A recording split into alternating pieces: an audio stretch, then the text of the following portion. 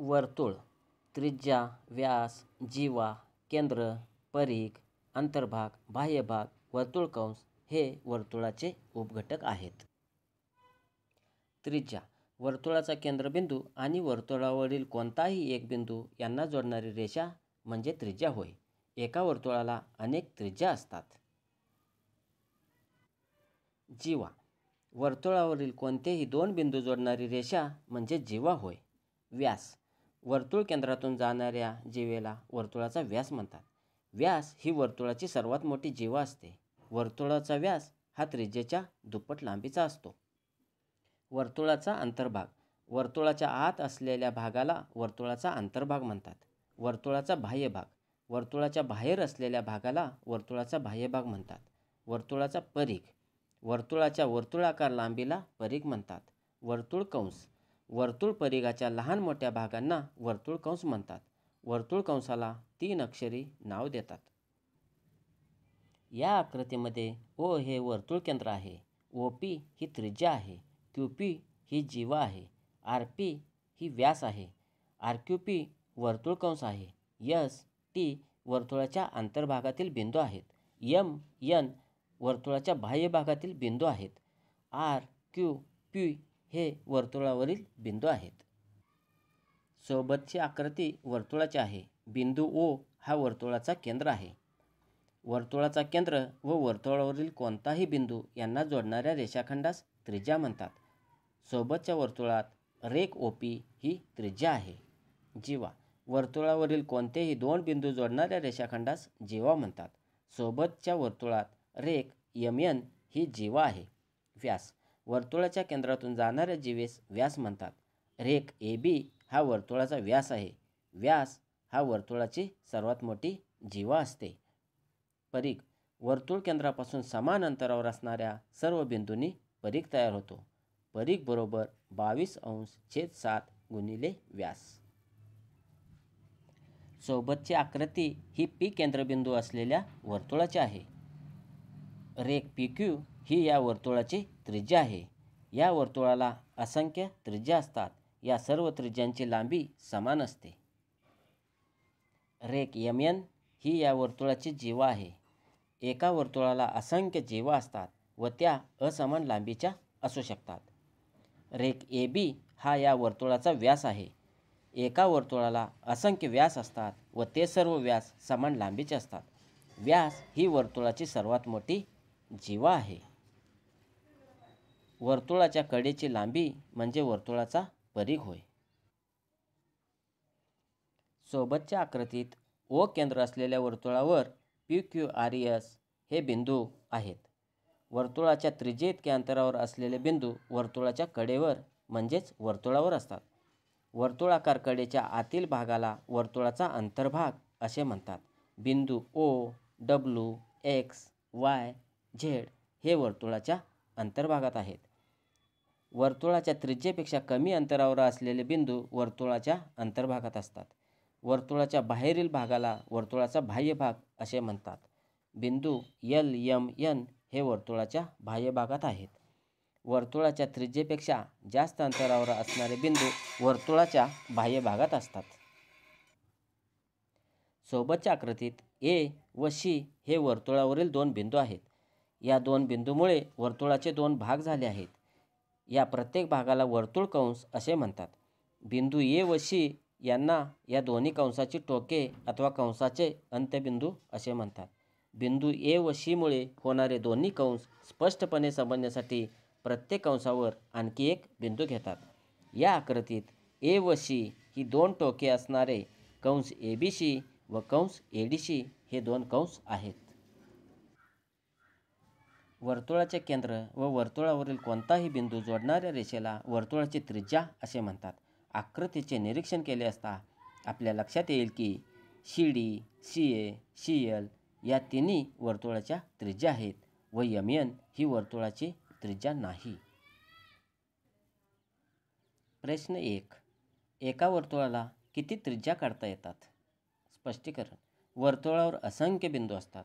वर्तुळावरील बिंदू व केंद्र यांना जोडणाऱ्या रेषेला त्रिज्या म्हणतात. वर्तुळावर अनेक त्रिज्या असतात. उत्तर पर्याय क्रमांक 4. वर्तुळाला अनेक त्रिज्या काढता येतात. प्रश्न क्रमांक 2. एका वर्तुळाला टिंबटिंब केंद्र असते. स्पष्टीकरण. कंपासाचे लोखंडी टोक एका जागी स्थिर करून कंपासमध्ये ठराविक अंतर घेऊन आपण वर्तुळ काढतो. वर्तुळाला एकच केंद्र असते. पर्याय क्रमांक 4. एका वर्तुळाला एकच केंद्र असते. प्रश्न क्रमांक 3. वरील आकृतीत वर्तुळाच्या अंतर्भागातील बिंदूंची नावे लिहा. स्पष्टीकरण. बिंदू ओ व बिंदू आर हे वर्तुळाच्या आतील भागात आहेत. ते वर्तुळाच्या अंतर्भागात येतात. पर्याय क्रमांक 4. प्रश्न 4. वर्तुळाच्या सर्वात मोठ्या जीवेला टिंबटिंब म्हणतात. स्पष्टीकरण. वर्तुळाचा व्यास ही वर्तुळाची सर्वात मोठी जीवा असते. पर्याय क्रमांक 3. 0.07 सेमी त्रिज्या असलेल्या वर्तुळाचा व्यास किती? स्पष्टीकरण. वर्तुळाचा व्यास त्रिज्याच्या दुप्पट असतो. व्यास बरोबर 2 गुणिले त्रिज्या बरोबर 2 गुणिले 0.07 बरोबर 0.14 सेमी. प्रश्न 6. वर्तुळाची त्रिज्या 3 सेमी, व्यास 6 सेमी आहे. एक जीवा 5 सेमी आहे. तर वर्तुळाची सर्वात मोठी जीवा किती सेमी लांबीची असेल? स्पष्टीकरण. वर्तुळाची सर्वात मोठी जीवा म्हणजे वर्तुळाचा व्यास 6 सेमी. आकृतीतील वर्तुळ कंसाचे नाव. स्पष्टीकरण. वर्तुळ कंस MNP आहे. उत्तर पर्याय क्रमांक 4. वरील आकृतीमध्ये M व N केंद्र असलेली 2 वर्तुळे आहेत. M केंद्र असलेल्या वर्तुळाची त्रिज्या 5 सेमी तर N केंद्र असलेल्या वर्तुळाची त्रिज्या 2 सेमी आहे. तर रेघ MN किती असेल? M व N हे केंद्र एकाच रेषेवर येतात. 5 + 2 बरोबर 7 सेमी. पर्याय क्रमांक 1. शेजारी दिलेल्या वर्तुळातील त्रिज्येची व व्यासांची संख्या अनुक्रमे किती आहे? वरील वर्तुळात त्रिज्या व व्यासांची संख्या अनुक्रमे विचारली आहे. त्रिज्या रेघ OA, रेघ OP, रेघ OR, रेघ OB, रेघ OQ असे एकूण 5 त्रिज्या दाखवल्या आहेत. तसेच व्यास रेघ PQ आहे. एकूण व्यास 1 दाखवला आहे. म्हणून त्रिज्या व व्यास अनुक्रमे 5 व 1 आहेत. पर्याय क्रमांक 2. प्रश्न 10. सोबतच्या वर्तुळातील परिघावरील 2 बिंदू एकमेकांना एकदाच जोडून जास्तीत जास्त किती रेषाखंड काढता येतील? शेजारी दाखवल्याप्रमाणे वर्तुळावरील बिंदू ABCD हे एकमेकांना एकदाच जोडले असता 6 रेषाखंड काढता येतात.